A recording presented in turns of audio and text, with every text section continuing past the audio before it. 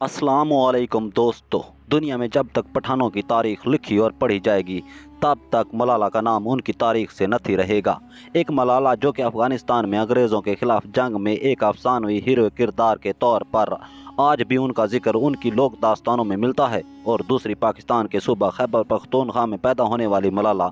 एक कहावत है कि दुनिया में मुफ्त में कुछ नहीं मिलता, कुछ पाने के लिए कुछ देना भी पड़ता है। और दूसरी कहावत है कि हर बहरान में हमेशा हीरो बनने का चांस होता है। मलाला और उसकी फैमिली को बाकी कुछ आता हो या ना आता हो, मगर इन दोनों कहावतों का मतलब सही तरीके से समझ आता है। आज की इस वीडियो में हम खैबर पख्तूनख्वा की पुरस्कार किरदार मलाला यूसुफजई के बारे में जानने की कोशिश करेंगे। अगर आप नए हैं तो चैनल को सब्सक्राइब कर दें और साथ मौजूद बेल आइकन भी दबा दें ताकि हमारी इंस्पायरिंग शॉर्ट स्टोरीज आप तक बर वक्त पहुँचती रहें। शुक्रिया। मलाला यूसुफजई 12 जुलाई 1997 को सवात में पैदा हुई। उनका नाम अफ़गानिस्तान की तारीख की आइकॉनिक हीरोइन मलाला ऑफ मेवंद की निस्बत से मलाला रखा गया। उनके वालिद एक पढ़े लिखे शख्स थे, तो उन्होंने मलाला की तालीम पर बहुत ज़ोर दिया। 2009 में मलाला सिर्फ तकरीबन 12 साल की उम्र में इस काबिल हो गई थी कि वो BBC उर्दू की तरफ से ब्लॉग लिखती थी। उन पर एडम बी एलेक ने न्यूयॉर्क टाइम्स के लिए डॉक्यूमेंट्री भी बनाई थी। वो सिर्फ 12 साल की उम्र में इलाकाई हालात हाजरा के लिए प्रिंट और मेन स्ट्रीम मीडिया को इंटरव्यू भी देने लग गई थी, क्योंकि उस वक्त सवात के हालात वैसे भी तालिबान पाकिस्तान की वजह से बहुत ख़राब थे। तो उस वक्त सबकी निगाह सवात पर थी, क्योंकि उस वक्त सवात से लेकर अफ़गानिस्तान बॉर्डर तक के तमाम इलाके में पाकिस्तान गवर्नमेंट की रीट बिल्कुल भी नहीं थी। ये सब जानते हैं कि जब जंग होती है तो फिर मासूम लोगों की जान भी जाती है। इसलिए इतना बड़ा ऑपरेशन करने के लिए पाक आर्मी को भी अवामी हिमायत के लिए ऐसे चेहरे की ज़रूरत थी जिससे सवात ऑपरेशन की हिमायत के लिए पूरी कौम को एक पेज पर किया जा सके। लिहाजा उस वक्त की हुकूमत और पाक आर्मी ने उसकी हिमायत की और उसको एक नेशनल हीरोइन के तौर पर पेश किया।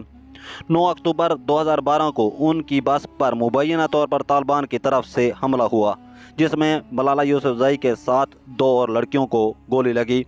मलाला के अलावा बाकी 2 का नाम तारीख में इस वजह से गुम हो गया क्योंकि वो नेशनल और इंटरनेशनल सहाफ़ियों के साथ राब्ते में नहीं थी। सानह ने मलाला यूसुफजई को नेशनल हीरोइन से इंटरनेशनल स्टार बना दिया था।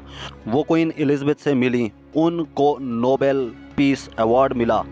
ये सब कुछ उनको मुफ्त में नहीं मिला। उन्होंने एक किताब एक अमेरिकन सहाफ़ी के साथ मिलकर लिखी जिसमें पाक आर्मी की तस्हीक की गई। कहा जाता है कि इस दुनिया में हर चीज़ बिकती है, बस बेचने का तरीका आना चाहिए। क्या दुनिया में दौलत शोहरत कमाने का इससे भी आसान तरीका है कि आपने इसके इर्ज़ सिर्फ अपने अल्फाज बेचने हों?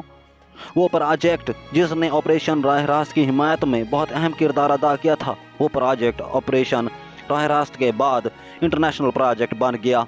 और इस प्रोजेक्ट ने किताबें लिखी और इन किताबों से कुछ और वाक़यात को जोड़कर एक कहानी बनी। इस कहानी से एक इंटरनेशनल नैरेटिव बना और इस इंटरनेशनल नैरेटिव की बुनियाद पर पाकिस्तान को FATF की ग्रे लिस्ट में डाला गया।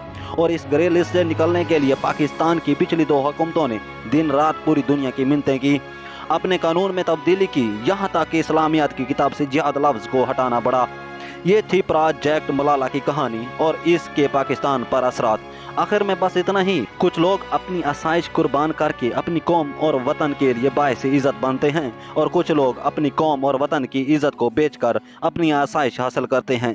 मलाला ने क्या हासिल किया, ये आप फैसला कर लीजिएगा।